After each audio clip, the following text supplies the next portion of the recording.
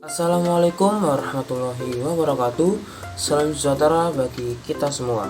Salam Om Swastiastu, Namo Buddhaya, salam kebajikan. Baik, perkenalkan, saya Ananta Adita Eka Putra dari jurusan Kimia Prodi S1 Kimia dari kelas Kimia A dengan NIM 21030234006. Baik, di sini saya akan mempresentasikan mengenai karya tulis artikel ilmiah dengan judul Pengaruh pH pada air untuk minuman kesehatan. Yuk langsung aja ke karya tulisnya. Di sini yang pertama yaitu ada abstrak. Abstrak di sini yaitu sebagai gambaran secara umum inti dari sebuah karya ilmiah. Untuk abstrak yang saya angkat yaitu di mana di era modern ini sudah banyak jenis pengobatan dari berbagai macam sumber serta teknologi. Air merupakan zat pelarut yang penting dan juga merupakan satu-satunya zat murni yang ada di permukaan bumi. Pemanfaatan air minum menjadi pengobatan dapat melalui proses filtrasi dan elektrolisis untuk menetapkan pH atau menciptakan pH di atas angka 7.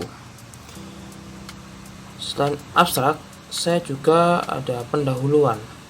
Di pendahuluan ini saya menceritakan secara garis besar judul yang saya angkat. Di sini di masa pandemi ini tercetak beberapa kasus penyakit yang dialami oleh masyarakat sekitar. Tidak hanya penyakit yang disebabkan oleh virus COVID-19, namun banyak kasus kematian yang terjadi belakangan ini dikarenakan penyakit bawaan seperti diabetes, penyakit liver, penyakit ginjal kronis, dan lain sebagainya. Pandemi COVID-19 telah memicu kondisi lockdown di seluruh dunia, sehingga setiap individu dihimbau untuk tetap di rumah. Hal ini tentu membuat masyarakat memikirkan cara pengobatan dan perawatan sendiri di rumah. Banyak masyarakat yang memiliki keluhan sakit merasa takut untuk pergi ke rumah sakit. Tidak hanya takut akan tertular virus COVID-19, bahkan tidak sedikit dari masyarakat yang termakan hoaks mengenai pandemi COVID-19. Dari berbagai macam cara pengobatan mandiri, air mineral atau air minum dapat dijadikan sebuah minuman kesehatan. Tentunya harus diproses terlebih dahulu dan harus mengenal ilmunya.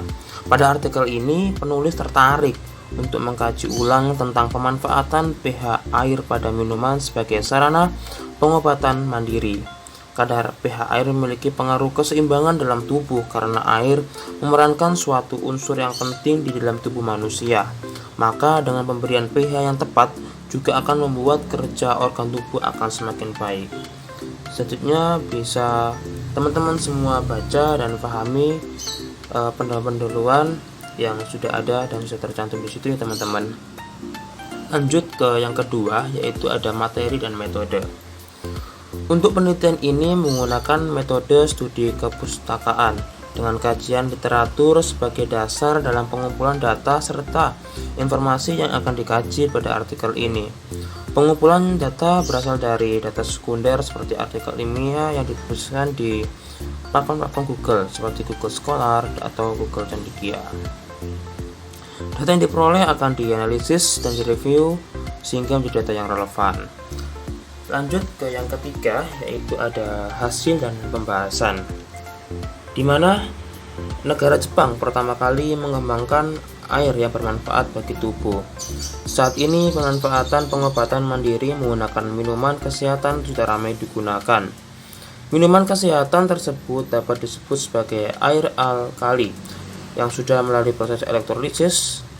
Banyak pula yang menjual alat atau sudah berbentuk air minum dalam kemasan.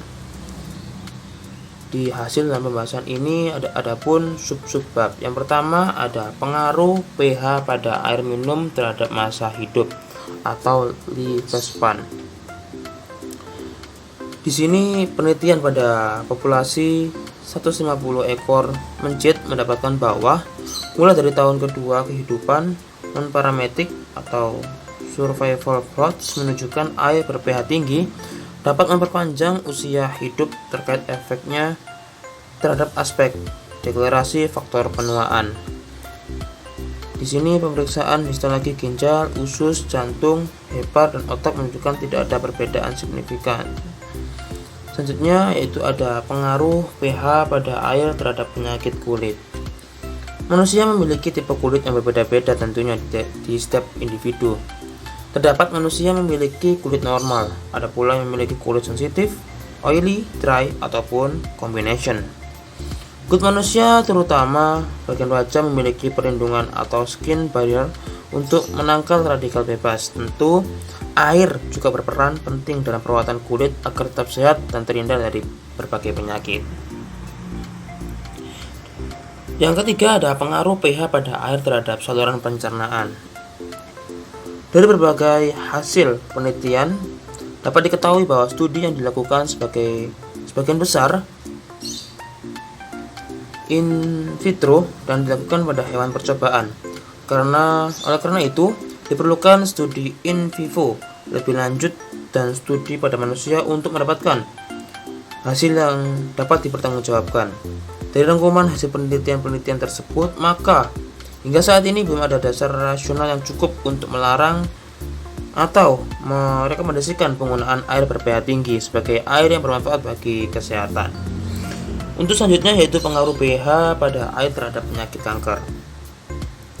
Kanker merupakan penyakit yang disebabkan oleh pertumbuhan sel secara abnormal, yaitu sel yang tumbuh dengan cepat dan tidak terkontrol, di mana sel tersebut menginfiltrasi dan menekan sel tersebut sehingga sel tersebut dapat mempengaruhi organ tubuh di sekitarnya ataupun yang tidak berada di sekitarnya.